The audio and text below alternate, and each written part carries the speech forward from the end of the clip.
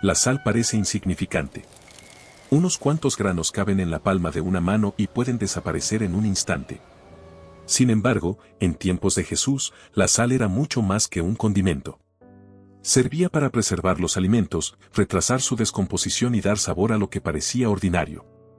Por eso, cuando Jesús miró a quienes lo escuchaban y les dijo que eran la sal de la tierra, estaba colocándoles delante una responsabilidad enorme. No les pidió que se aislaran del mundo ni que buscaran reconocimiento. Les enseñó que debían vivir dentro de una sociedad herida sin permitir que su corrupción también los destruyera. La sal no transforma nada mientras permanece guardada en un recipiente. Tiene que entrar en contacto con aquello que necesita preservar. Pero si pierde aquello que la distingue, deja de cumplir su propósito. Esta enseñanza continúa siendo una pregunta directa para cada uno de nosotros. Si nuestra manera de vivir no produce ninguna diferencia, si nuestras palabras, decisiones y acciones son idénticas a las de todos los demás, ¿qué clase de influencia estamos ejerciendo? Bienvenidos a El legado de Jesús. Hoy llegamos a la parte final del Sermón del Monte, una enseñanza que no fue pronunciada para ser admirada solamente, sino para transformar por completo la vida de quienes deciden seguirla. Si deseas conocer las palabras de Jesús y comprender cómo pueden cambiar nuestra vida, suscríbete al canal y acompáñanos hasta el final. Después de hablar de la sal, Jesús utilizó otra imagen imposible de ignorar, la luz. Una lámpara no se enciende para esconderla debajo de una vasija. Se coloca en alto para que ilumine a todos los que están en la casa. Jesús no estaba invitando a sus seguidores a exhibir una apariencia religiosa ni a realizar buenas acciones para recibir aplausos. Les estaba enseñando que una vida verdaderamente transformada termina siendo visible. La luz no necesita anunciar que es luz, simplemente ilumina. Se reconoce en la honestidad de una persona cuando nadie la observa, en la misericordia mostrada a quien no puede devolver el favor, en la decisión de perdonar y en el valor de hacer lo correcto aunque resulte costoso. Las buenas obras no debían dirigir la atención hacia el ser humano, sino hacia Dios, la fuente de esa luz. Pero entonces Jesús aclaró algo fundamental. Él no había venido para destruir la ley ni para tratar como inútiles las palabras de los profetas. Había venido a mostrar su verdadero propósito y llevarlo a su cumplimiento. Muchas personas habían reducido la obediencia a un conjunto de comportamientos externos. Mientras alguien pareciera justo delante de los demás, poco importaba lo que ocultara en su corazón. Jesús derribó esa ilusión. Para Dios no era suficiente evitar el asesinato mientras se alimentaba odio contra otra persona. La ira, el desprecio y las palabras utilizadas para destruir también revelaban un corazón alejado de la voluntad divina. Por eso, reconciliarse con un hermano era más urgente que mantener una apariencia religiosa. No tenía sentido acercarse a Dios con una ofrenda mientras se ignoraba deliberadamente el daño causado a otra persona. La verdadera adoración también exige humildad para reconocer una falta, pedir perdón y buscar la paz. Jesús llevó la enseñanza más allá de las acciones visibles, hasta el lugar donde nacen, los pensamientos, las intenciones y los deseos. Lo mismo ocurrió cuando habló del adulterio. La fidelidad no comienza únicamente en el cuerpo, comienza en la mirada y en el corazón. Jesús no estaba condenando la belleza ni la atracción humana. Estaba confrontando la decisión de convertir a otra persona en un objeto para satisfacer deseos egoístas. Sus palabras sobre arrancar el ojo o cortar la mano eran una advertencia intensa: aquello que nos conduce constantemente hacia el mal no debe tratarse con indiferencia. Hay decisiones, hábitos y caminos que deben ser abandonados antes de que terminen dominando toda la vida. También habló del matrimonio en una sociedad donde una mujer podía quedar desamparada por decisiones egoístas tomadas con facilidad. Jesús devolvió seriedad al compromiso. El matrimonio no debía utilizarse como algo desechable ni quedar sometido al capricho de una persona. Detrás de sus palabras había una defensa de la fidelidad, la responsabilidad y la dignidad de quienes podían ser abandonados injustamente. Después se refirió a los juramentos. Algunas personas elaboraban promesas complicadas para parecer confiables mientras buscaban una manera de no cumplir su palabra. Jesús eliminó toda esa manipulación, que Él sí sea verdaderamente sí, y que Él no sea verdaderamente no. Una persona íntegra no necesita esconder una mentira detrás de un juramento solemne. Su palabra tiene valor porque su vida demuestra que es digna de confianza. Entonces llegó una de las enseñanzas más difíciles de todo el sermón. Durante generaciones se había repetido la idea de pagar el daño con un daño equivalente. Pero Jesús enseñó a sus seguidores a no permitir que la ofensa determinara su comportamiento. Poner la otra mejilla no significaba aceptar pasivamente toda forma de abuso ni llamar bueno a lo que es injusto. Significaba rechazar el ciclo de humillación, odio y venganza. El agresor no tendría el poder de convertirlos en una copia de sí mismo. Jesús fue todavía más lejos, amar a los enemigos y orar por quienes persiguen. No se trataba de sentir afecto por la maldad ni de negar el dolor causado. Amar al enemigo significa negarse a responder con el mismo veneno, desear su arrepentimiento en lugar de su destrucción y dejar la justicia en manos de Dios. Cualquiera puede amar a quien lo ama. La transformación comienza cuando una persona decide hacer el bien incluso frente a quien no lo merece. Así refleja el carácter de Dios, quien permite que el sol salga y la lluvia caiga sobre justos e injustos. Jesús también desenmascaró otra forma de engaño, hacer cosas buenas con intenciones equivocadas. Ayudar al necesitado, orar y ayunar eran prácticas valiosas, pero podían convertirse en un espectáculo.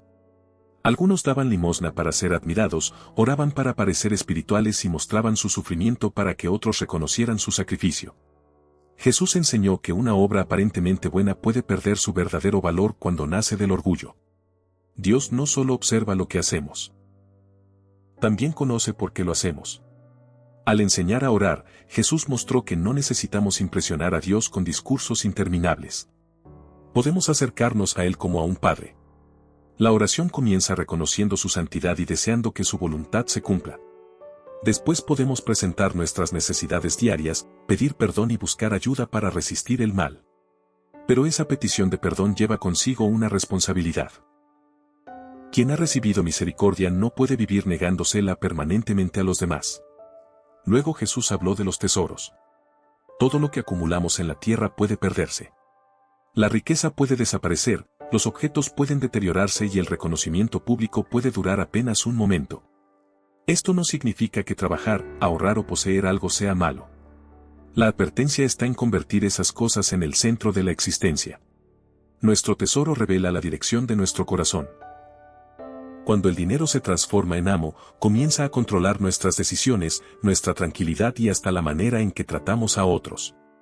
Por eso Jesús afirmó que nadie puede servir completamente a Dios y, al mismo tiempo, vivir esclavizado por las riquezas.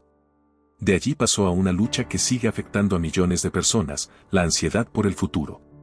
Jesús señaló las aves del cielo y las flores del campo. No estaba enseñando a vivir irresponsablemente ni a abandonar el trabajo.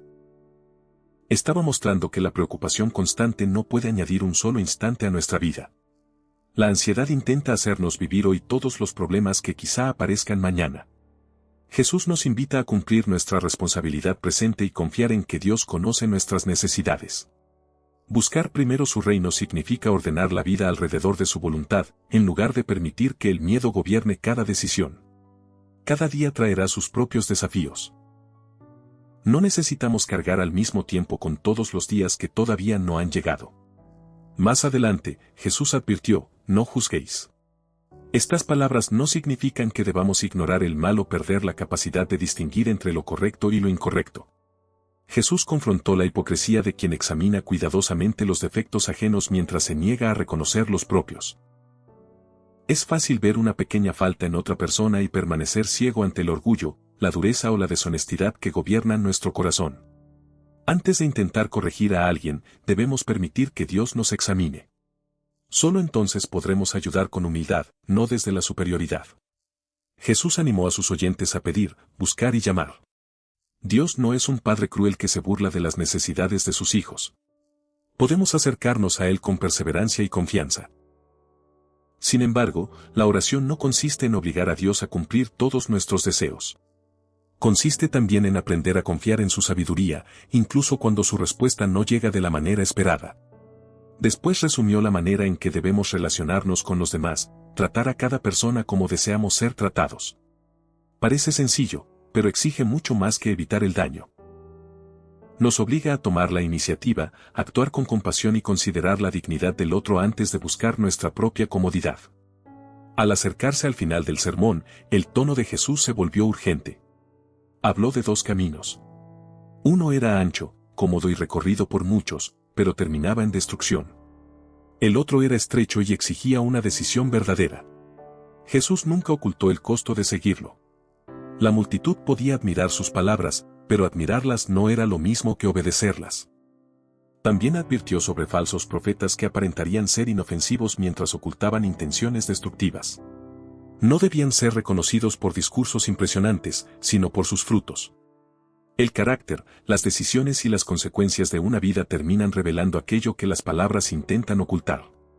Incluso habría personas que pronunciarían el nombre de Jesús y hablarían de grandes obras, pero jamás habrían entregado realmente su vida a Dios.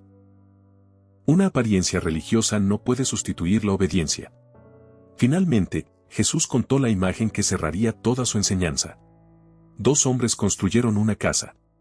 Desde afuera, quizá ambas parecían firmes. La diferencia permanecía oculta bajo la superficie. Uno había cavado hasta encontrar roca, el otro había construido sobre arena.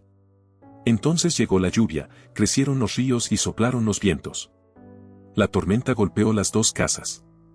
La casa sobre la roca permaneció en pie. La construida sobre arena cayó, y su ruina fue grande. La tormenta no creó el fundamento, solamente reveló dónde había sido construida cada vida. Escuchar las palabras de Jesús sin obedecerlas es construir sobre arena. Podemos admirar su sabiduría, emocionarnos con sus promesas y repetir sus enseñanzas, pero si no transforman nuestras decisiones, la estructura permanece frágil. Construir sobre la roca significa perdonar cuando resulta difícil, vivir con integridad cuando nadie observa, amar sin buscar reconocimiento, confiar en Dios en medio de la incertidumbre y obedecer incluso cuando el camino ancho parece más sencillo. Cuando Jesús terminó, la multitud quedó asombrada. No enseñaba como alguien que repetía opiniones ajenas. Hablaba con una autoridad que alcanzaba directamente el corazón. El Sermón del Monte había comenzado anunciando quiénes eran verdaderamente bienaventurados y terminó colocando a cada persona frente a una decisión. Sus palabras no permiten permanecer como simples espectadores. Aquí termina nuestro recorrido por el Sermón del Monte, pero comienza la parte más importante, decidir sobre qué fundamento construiremos nuestra vida.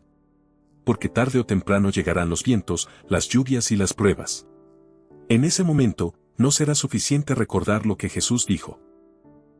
La pregunta será si realmente vivimos de acuerdo con sus palabras. Si esta enseñanza habló a tu corazón, comparte este video con alguien que necesite escucharla.